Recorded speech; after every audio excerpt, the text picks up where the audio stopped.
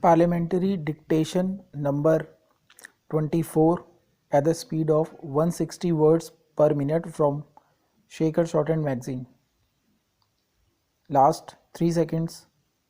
1, 2, 3. Start. Sir, while supporting the bill, I would like to make a request to the Honorable Minister through you. Just a few weeks ago, the Union government recognized the Paradip port as number one major port of cargo handling. Sir, it is well known that when Nehruji refused to give funds to build up the Paradip port, Biju Babu said then, to hell with the Indian government, I will build the port with the state government money or my own money, and he spent rupees 1.6 billion on it. Later Nehruji sanctioned funds for the project, but it was Biju Babu's greater vision that ensured Paradip port becomes a reality.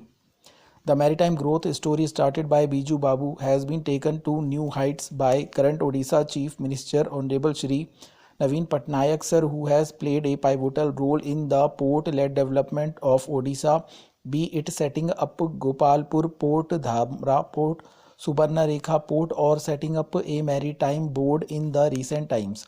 Representations have been made to rename the Paradip port earlier as well.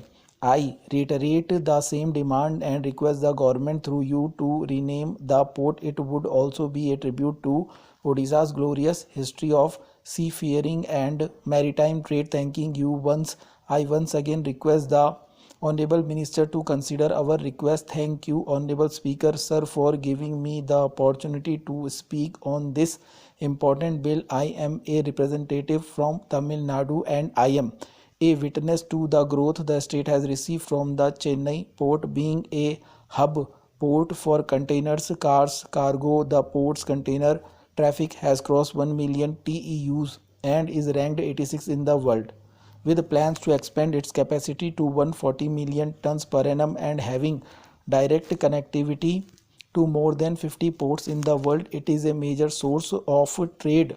Sir, the major focus of this bill is modernization, minimum government and maximum governance, which will lead to boosting of trade. The bill seeks to ensure greater efficiency by freeing up ports from as much red tapeism as possible while ensuring sufficient accountability by delegating to the port authority full power to enter into contracts, planning and development and fixing of the tariff. Sir, finally I suggest the government to make some new provisions for the autonomy, transparency and efficiency for all 205 notified minor and intermediate ports in our country.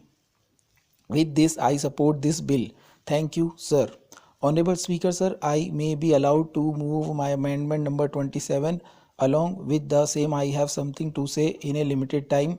This bill aims at reorienting the governance model in central ports to landlord port model in line with the successful global practice. The bill was first introduced in the year 2016.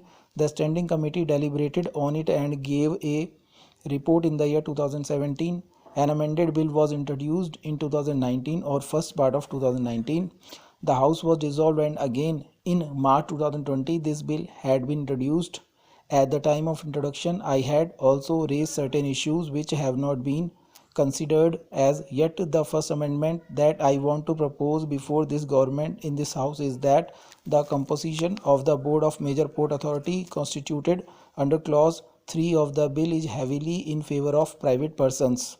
Besides, the states have been given very little representation in the board. Therefore, I am proposing that a member of each House of Parliament should be represented on the board from all the states which have major ports. Stop.